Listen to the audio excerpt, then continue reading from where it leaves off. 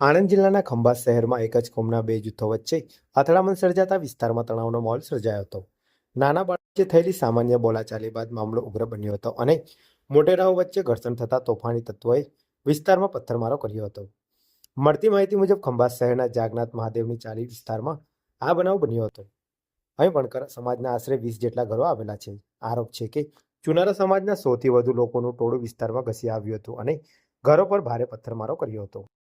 આ તોફાન દરમિયાન આશરે 10 જેટલા ઘરો પર પથ્થરમારો કરી દરવાજા તોડી તોડફોડ કરવામાં આવી હતી. ઉપરાંત કેટલાક વાહનોને પણ નુકસાન પહોંચાડવામાં આવ્યું હોવાનું સામે આવ્યું છે. કેટલાક લોકોનો આક્ષેપ છે કે તોફાની ટોળાએ એક ઘરના તાળા તોડી અંદરથી ટીવી પણ લઈ ગયા હતા.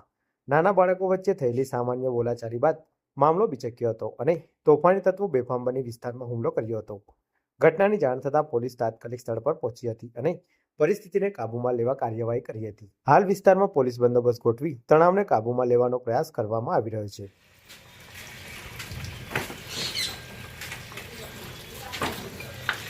સંડાસનો દરવાજો તોડી નાખ્યો. સંડાસનો દરવાજો તોડેલો.